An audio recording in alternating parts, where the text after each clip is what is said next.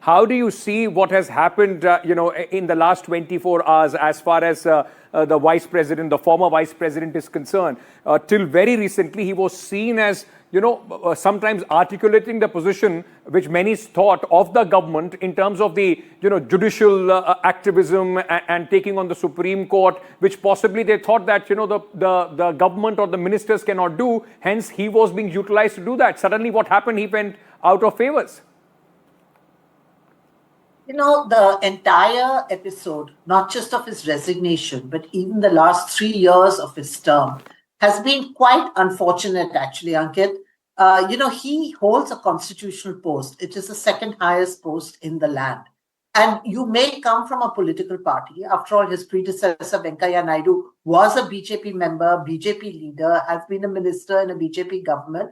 But when he occupied the post of vice president, he may have been a bit partisan, but I think he tried to, be as impartial as possible, which is why you didn't have the kind of run-ins with Venkaiah Naidu as you had with Dhankhar. So, the last 3 years have been a very unfortunate blot on the post of vice president.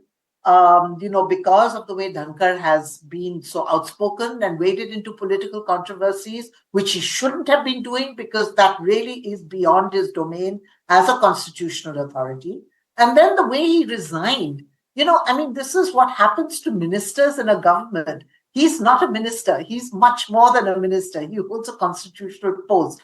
And surely it could have been done in a slightly more respectable, decent manner than the way it has happened.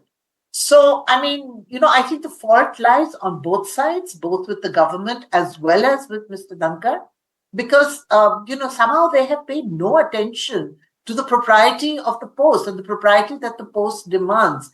And this is the sad thing about, what is happening to our institutions, that, the institutions are no longer held sacred.